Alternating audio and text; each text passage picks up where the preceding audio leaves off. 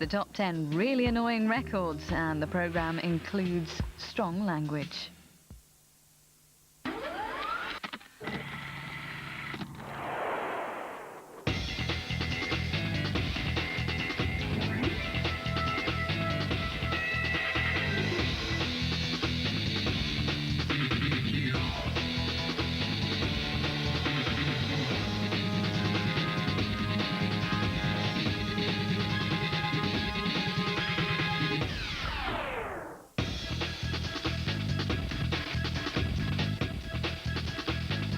All right, bit of music.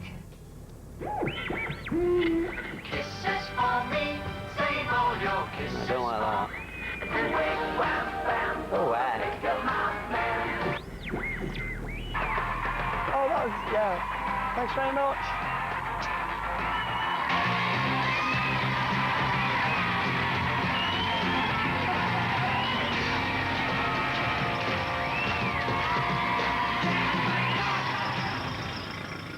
Pop music, the global soundtrack that's got the world dancing from Mombasa to Milford Haven. The Beatles, Oasis, Tamla Motown, Blair and more.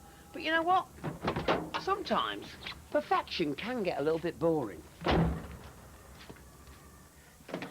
I mean, imagine a Premier League of 20 Man Uniteds, or a whole evening on TV of watching award-winning Alan Bennett monologues. Boring! Well, in this show, we're going to show you some of pop music's greatest misdemeanours, like the "It Sounded Great After 15 Pints of Creme de Menthe in Benidorm" record.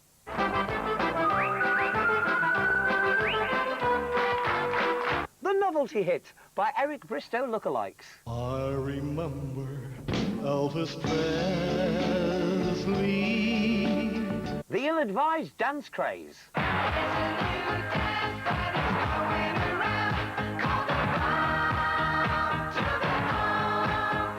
Or anything by The Alarm. The list is endless, but we've chosen for you the top 10 really annoying records that no self-respecting collection should be, with.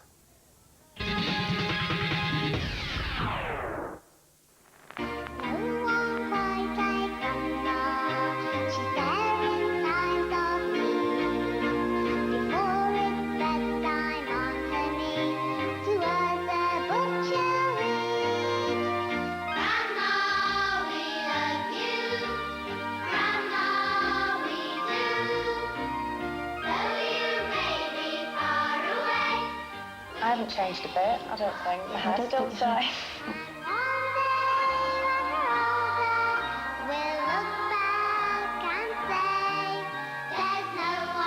We had numerous pink cardigans, yeah, and the dresses changed. Dresses. And that cardigan was made for me by Grandma, and Nicola had bought one. But like all top acts, St Winifred's had paid their dues. Brian and Michael for you now, better known as Burke and Jerk around the northern clubs, and listen to this song, great stuff. They were on this too.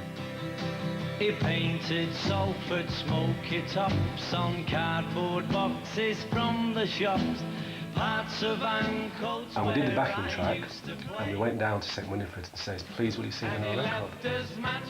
But without the necessary licences, the trip to Top of the Pops for the underage singers turned into a nightmare. We had a coach full with all the St Winifred's original kids. And then the saddest news that they could ever hear, and it was quite a blow for us as well, was that they couldn't appear. Someone from the record company had to send out to a stage school to get some older kids in. Terry Foley from St Winifred's, and as we're rehearsing these kids in the corridor. It just felt wrong to me. I was so really upset and very half-hearted about it, and of course they would insist on singing it, how they thought all northern children must sing it, which, you know, we didn't. And I resented it very much. But revenge is a dish best enjoyed cold, and guided by the business acumen of Sister Aquinas, they went for a hit of their own. Before long, the Mancunian Moppets were ankle-sock deep in filthy lucre. For me, as a nun, my world was turned upside down. I have a vow of poverty, and all this money was coming in, and royalties, and the music too. I mean, my life had been quite a quiet life, so it got quite exciting, but I think the staff enjoyed it and the children enjoyed it. Strawberry Studios. Yeah. Do you remember? Yeah. And they used to make us Vimto in the breaks. And arrow bars. Yeah. We had arrow bars. Yeah. Banana arrow bars if you were good. The song climbed the chart, but then tragedy struck. I'm certain that he was dead at the moment that the first shots hit his body. John Lennon got shot, and it was at number 2. And John Lennon was below us at the time or something like that. And Sister came out with something very unholy at that stage, I think, which was, we're not going to make it or something like that. But John Lennon did go to number 1 eventually, but we actually did just get to number 1 before him. I remember where I was stood, and I remember who I was stood next to on there. And I remember having to be quick because Bob Geldof was coming on afterwards.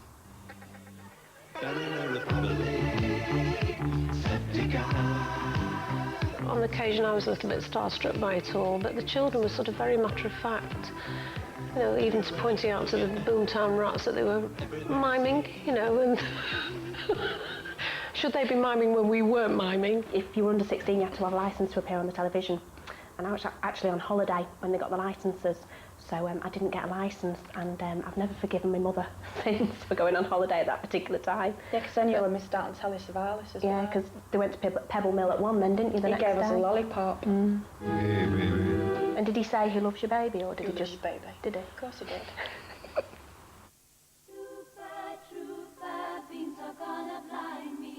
Grandma knocked ABBA off number 1, but with the typical big-heartedness that's given them the best welfare state in Europe, the Swedes invited the choir to back them at a UK concert.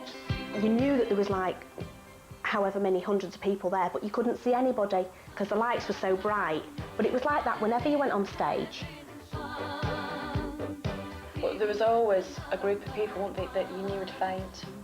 Yes, the core fainters. But I won't, but yeah, you knew. Yeah. And you knew if you were stood next to them, you'd have to hold them up.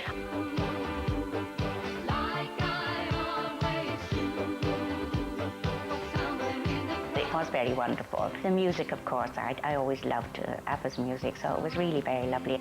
That was one of the highlights of my whole career, I should think. Now, at the ripe old age of 20, Dawn The Rouse. dizzy pinnacle of all this was meeting silver-haired charmer Mike Aspel. The cherubic dawn came too. I remember one particular time we were going to make a religious programme, and my dad was out of work, and Sister gave my mum some money for a new dress for the programme, and we love her lots. Oh, thank you. God bless. All sorts of things happen in the British charts, and this is to prove they're so versatile, I guess. With a little lady in the front who's only 8 years of age, St Winifred's School Choir. And he means that most sincerely. But hard-bitten rock cynics weren't as charitable as Peter Powell. And I think to actually knock a song like Grandma, that you are insulting the people who've actually bought it. And also everybody that was involved in the song itself. When did you last have a #1 hit? Yeah. I mean, I have never met anybody on a social level or, you know, worked with who can turn around and say, oh, we've had a #1 hit, or we were part of a #1 hit.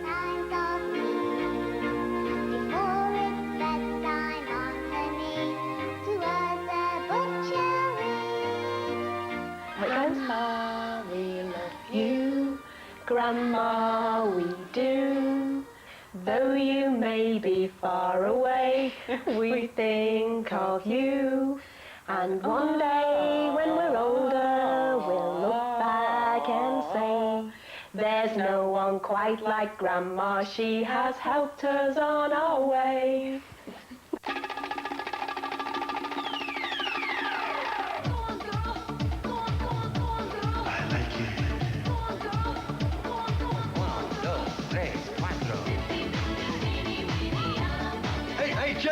Cheggers, what? Cheggers, have you got Fat Boy Slim? Will you go away?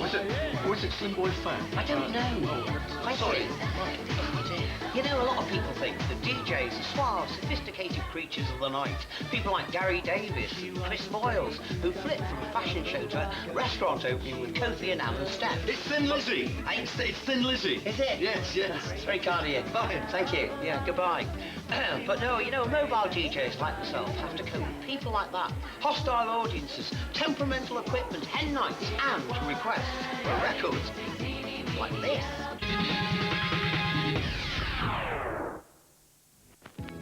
Hello, I'm Giuseppe. I got something real special for you now. Ready? Okay. I've been reminded that that record of Joe Dolce's was recorded in 35 different languages, and it sounded crap in all of them. 1, 2, 4, 3. Schon als junger Mann war mir eines klipp und klar. Irgendwann werd ich ein Superstar. Sowas von Talent, ja das sage ich laut, wird heute gar nicht mehr gebaut. Driven from his native Ohio, presumably by a mob with flaming torches and pitchforks, Joe settled in Melbourne, Australia, where he works as a performance artist and apparently blues harmonica advisor on Unhinged Gardener's Question Time. Wandilada ningona, midanaya minona, midanaya kurku, midanaya riguanina, midanaya jaja waji walnamaya menada wangana ningana gumba. When I was a boy, just about the 8th grade, Mama used to say, don't stay out late. With the bad boys, Giuseppe, always shoot the pool, going to flunk a school. Two seminal events in my childhood led to my musical, sort of, the seeds. 3, actually. My dad smashed a hole in my bass drum that he'd bought me when I was about 8. I made a 9-string guitar, and he pulled all the strings off and broke that in half. And the last thing I remember, when the first time we saw the Beatles on television, he said they'll last a week. So I knew from that, those were the early musical influences. And then I fell in love when I was in high school with this college honors students who used to sing in French and play guitar.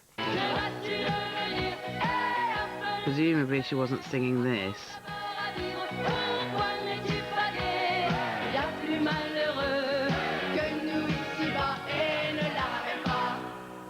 When the Shut Up Your Face first came out, I remember running around down the street in the Italian neighborhood where we used to hang out and actually apologizing in advance to all my favorite places. It actually is extraordinarily racist in its concept, and he's really rude about the Italians in a way that they truly do not deserve.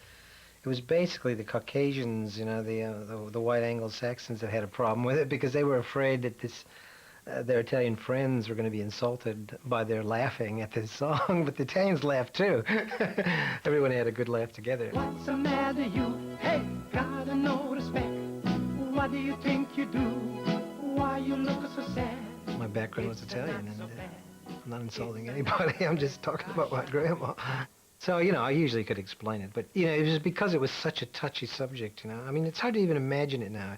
We've grown up with multiculturalism in the last 20 years, but in the 80s, it was really a touchy thing. Big violin solo, hung. To prove his intentions were honourable, Joe and his mate, Vietnamese comic Hung Lee, recorded an anti-racist version aimed at Australia's One Nation party. They're basically a fairly ignorant party, you know, that basically are fed up with Asian immigration and a lot of other issues here. I don't know why they want to keep the Asians out. The Asians invented the spaghetti. First, if they want to keep the Asians out, then they're going to want to keep the spaghetti out. And later, you messing with my spaghetti, you're going to mess with me. You don't have to worry about no Asian innovation. You're going to be worrying about the menace from Venice.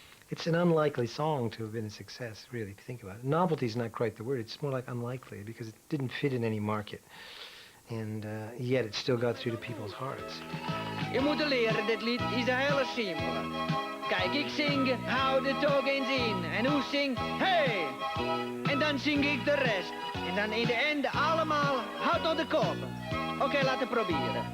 1, 2, 3, 4, wat is er aan de hand? Hey, doe toch eens normaal. Hey. Wie denken wel dat je bent, hè? Hey. Het is een groot schandaal. Hey. It's not so bad. Hey. It's a nicer place. Ah, shut up your face. Mwah, great, everybody gets an A+. The sing-along part of Shut Up Your Face was never intended to be in the song. I originally wrote it with just the hey and the line, but after I began to sing this, you know, night after night of playing these tough little clubs, eventually people would just kept doing the haze, right? And then I realized, wait a minute, I'll just leave that in.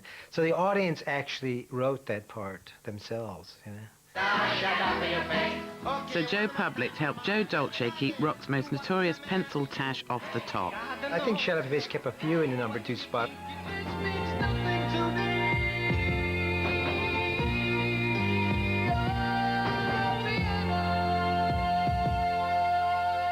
Ultravox has sort of made a career out of talking about how much they hate Shut Up Your Face. I mean, pretty pathetic if you ask me.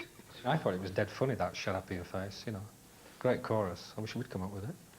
Tonight I'll watch the moon and then the Pleiades go. Yeah, the best way to understand where I am now with relate to where I was with Shut Up Your Face is you got to understand that Shut Up Your Face was something that captured the imagination of the public, right?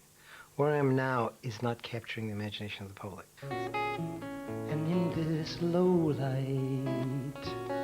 And Bach was the one who showed me that, because Bach, his whole life, he wasn't recognized. That's my role model now, because I believe that I can earn a living and I can be successful and I can keep my music moving incrementally in the direction it has to go, right? And whether I'm discovered or not in 100 years, who cares? Because I'm dead, right? I couldn't kill it. But it's possible.